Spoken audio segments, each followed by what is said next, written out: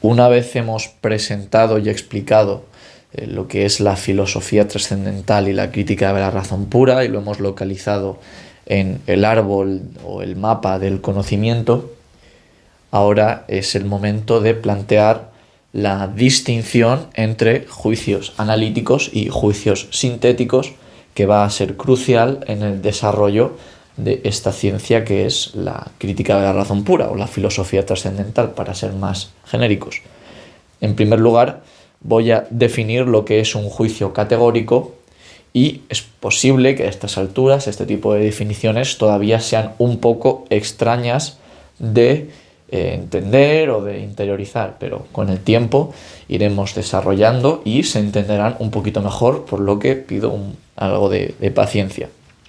Aunque si tienen curiosidad porque se desarrollen estas cuestiones, tienen un vídeo o tienes un vídeo sobre juicios que se engloba dentro de la lista de reproducción sobre nociones básicas de lógica, que, como hemos dicho, presuponemos en todo momento a la hora de desarrollar la lista de vídeos sobre la crítica de la razón pura, y pueden ir allí a consultar si les surgen más dudas a este respecto. Entonces, un juicio categórico lo definimos como una representación que unifica dos concepciones que denominamos sujeto y predicado. Aquí pueden ver un esquema que bueno, tampoco es que esto tenga mucho misterio, pero aquí pueden ver que la manera genérica de presentar un juicio categórico es S es P, donde S es la concepción sujeto y P es la concepción predicado. Existen otros tipos de juicios, que son los juicios hipotéticos y los juicios disyuntivos y todo lo que se puede generar a partir de ellos, pero en este punto vamos a centrarnos únicamente en los juicios categóricos. Como digo, me remito a la lista de reproducción de lógica si tienen curiosidad e interés sobre el desarrollo de los tipos de juicios. Un ejemplo, para que se entienda esto de los juicios categóricos, es el juicio "la casa es roja". Pues en el juicio "la casa es roja", el sujeto es la concepción de casa y el predicado es la concepción de rojo, la concepción del color rojo. Y el juicio, la representación que es el juicio, es precisamente esa unificación, esa representación unificada de sujeto y predicado de "la casa es roja", donde ya no son dos concepciones separadas, sujeto y predicado, sino que se han unificado en una única representación, que es "la casa es roja". Ahora bien, esto de momento tampoco hemos dicho nada, estamos simplemente definiendo los términos que vamos a emplear a partir de ahora en esta lista de reproducción, o recordando términos de la lista de lógica. Y ahora es cuando viene la primera distinción, que pertenece estrictamente a la filosofía trascendental y no a la lógica universal. Porque ahora sí que vamos a interesarnos no tanto por la forma de los juicios, que sí que era el objeto de estudio de la lógica universal, estudiar simplemente la forma del pensamiento, la forma de los juicios, la forma de las concepciones, pero por primera vez vamos a especificar el contenido, vamos a empezar a tratar el contenido de esos juicios, y en este caso, específicamente, qué relación puede tener el contenido de sujeto y predicado en un juicio categórico. Y tenemos dos posibilidades. Estas dos posibilidades las vamos a denominar juicio analítico y juicio sintético. Vamos a ver en detalle qué significa eso de juicio analítico y juicio sintético. En primer lugar, un juicio analítico es aquel en el cual la concepción del predicado está contenida en la concepción del sujeto. Esto puede ser quizá un poco difícil de entender a primera vista, pero si se imaginan las concepciones como regiones del espacio, ¿no? Como se puede ver aquí, tenemos la concepción del sujeto en una región del espacio, y esa concepción del sujeto pues tendrá distintas marcas, distintas reglas que básicamente le dan significado a esa concepción sujeto, es el contenido de esa concepción sujeto. Y es posible que el predicado no sea más que la explicitación de una de esas reglas que contiene el sujeto, o lo que denominamos más técnicamente, si se ve en la lista de reproducción sobre concepciones, que la intención del predicado pertenezca a la intención del sujeto. Si ese fuese el caso, hay dos posibilidades, y es que pertenezca y que no pertenezca, Si pertenece, entonces decimos que el juicio es analítico. Ejemplos de juicios analíticos, para que vean de manera más intuitiva a qué se puede referir esto, es una tautología, S es S. Si yo digo mi casa es mi casa, pues parece evidente que todo el contenido de la concepción mi casa está contenido también en la concepción mi casa, por principio de identidad, si lo quieren ver así. Y simplemente pues estoy diciendo pues, lo que se conoce en filosofía o en lógica como una tautología. No estoy diciendo nada que no esté ya contenido de manera prácticamente directa en el sujeto cuando digo mi casa es mi casa. Ahora bien, hay veces que es pertinente mostrar esas reglas o explicitar esas reglas que contienen la concepción del sujeto, como puede ser cuando digo una definición, o cuando el juicio es una definición, soltero es una persona no casada, pues aquí la concepción soltero contiene las concepciones persona y no casada, ¿no? O la negación de haber contraído matrimonio. Pues esas concepciones de persona y de no casada no son más que las concepciones que estaban ya en la concepción de soltero. Simplemente se están explicitando. Esto no lo denominamos exactamente tautología, lo denominamos, por supuesto, juicio analítico, es una definición en este caso, pero es verdad que explicita las reglas que contiene la concepción de soltero, porque no olvidemos que las concepciones no son más que esas representaciones que engloban elementos, objetos u otras concepciones a partir de esas reglas, de esas marcas que en cierta manera se comportan, y digo, recálculo de en cierta manera, se comportan como esos conjuntos de teoría de conjuntos, ¿no? Que tienen esas reglas y esa extensión y esa intención. Entonces, cuando las reglas del predicado, cuando el contenido del predicado está contenido en el sujeto, es el caso de una definición porque es literalmente definir las reglas o el contenido del sujeto, hablamos de juicio analítico. Otros casos de juicios analíticos que son más elaborados son las explicaciones, las aclaraciones, las elucidaciones, las exposiciones, en las cuales simplemente se está elaborando, explicando con otras palabras, con otras concepciones que puedan resultar más familiares, lo que la concepción del sujeto significa, ¿no? Si ahora mismo ustedes me preguntan ¿qué es eso de la filosofía trascendental?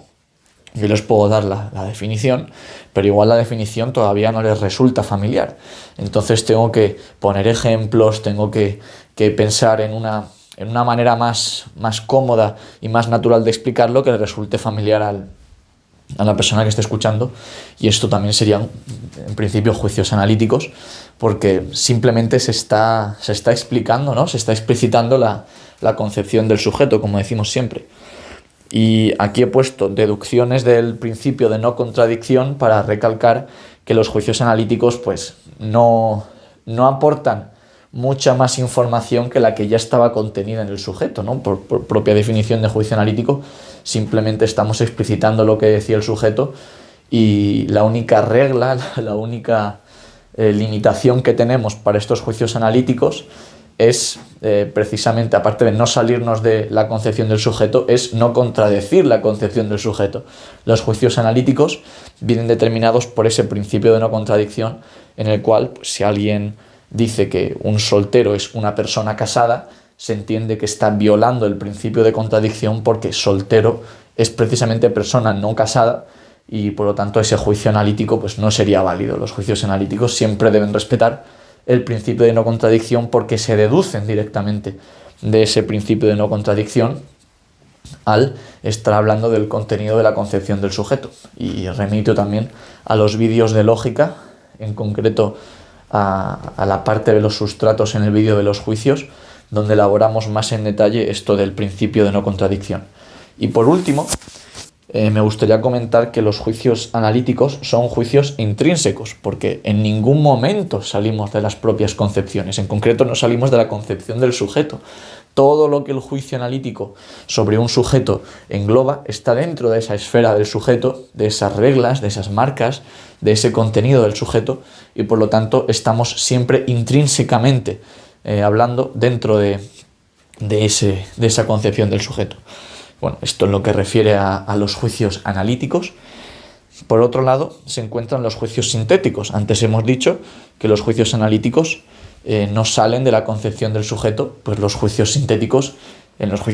sí que la concepción del predicado no está contenida en la concepción del sujeto, lo cual da lugar a, digamos, situaciones muy diferentes a las que habíamos encontrado antes para los juicios analíticos. Si ven este dibujo que he pintado aquí a la derecha, ven que la esfera, el rango de elementos del sujeto, bueno, más que el rango de elementos, el rango de las reglas de la intención del sujeto, no está o no cubre lo que es el rango de reglas o de intensión del predicado. Por lo que, a diferencia del caso anterior, en el que estábamos hablando de un juicio intrínseco, ahora estamos hablando de un juicio extrínseco, porque vamos más allá de la concepción del sujeto para construir el juicio sintético. Ejemplos de estos juicios sintéticos son, por ejemplo, hoy hace sol. Si yo digo hoy hace sol o hoy llueve, estoy diciendo algo más que simplemente lo que significa hoy. Hoy es un deíctico que refiere a las 24 horas que transcurren en el momento actual, en el momento en el que me encuentro, y eso no tiene ninguna relación en principio con que haga sol, porque perfectamente podría llover y no hacer sol, o podría estar nublado. Entonces, al decir hoy hace sol, estoy yendo más allá de la propia concepción de lo que significa hoy, y estoy diciendo que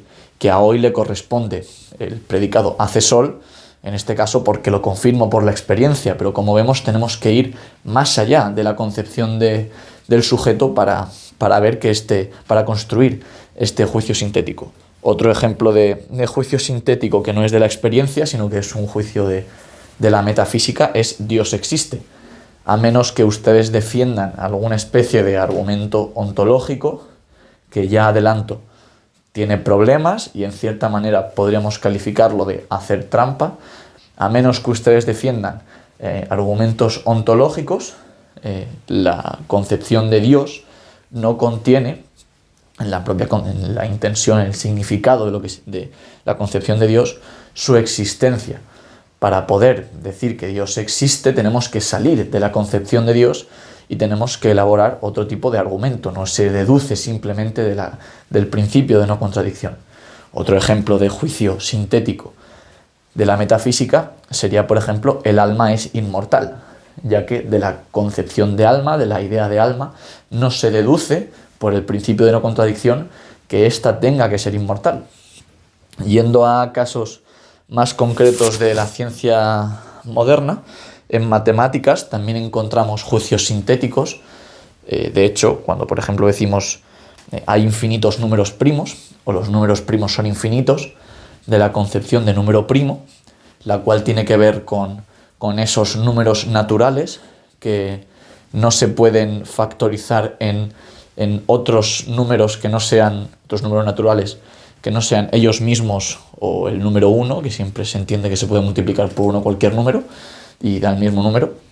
Esos números los denominamos números primos y en principio de la propia concepción de número primo no parece deducirse por principio de contradicción que tengan que ser infinitos. Tenemos que hacer algo más para comprobar que son infinitos, y esto tiene que ver con el razonamiento matemático y los axiomas de las matemáticas, pero son juicios sintéticos porque no se deduce del predicado por medio del principio de no contradicción que, en este caso, que el sujeto número primo, pues tengan que ser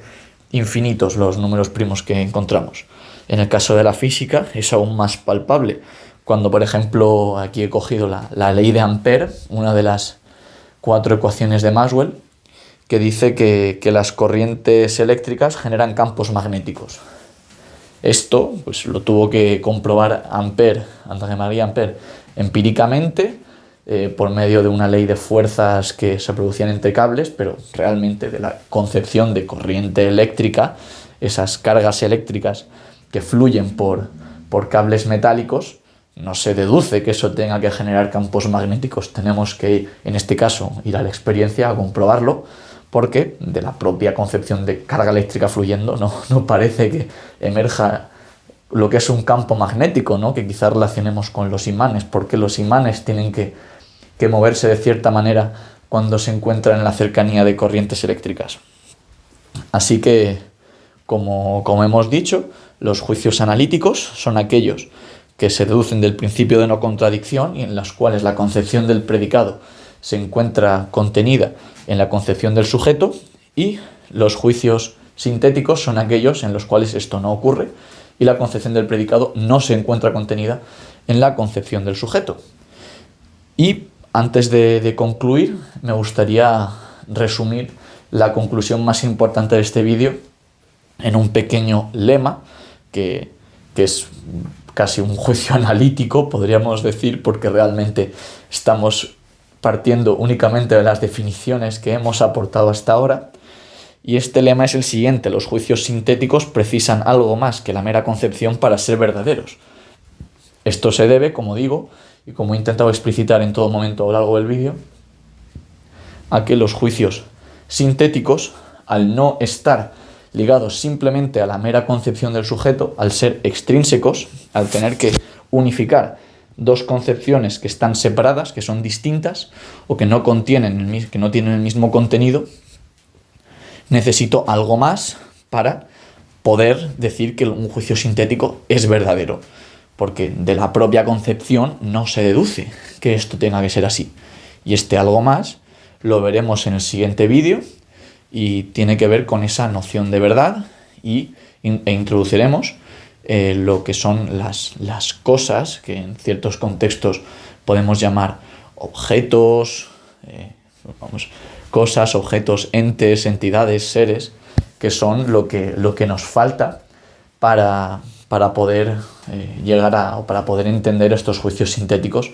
como juicios verdaderos, porque a estas alturas los juicios analíticos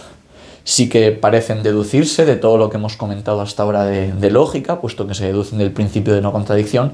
pero la filosofía trascendental va a hacer un análisis riguroso de las consecuencias que tiene introducir los juicios sintéticos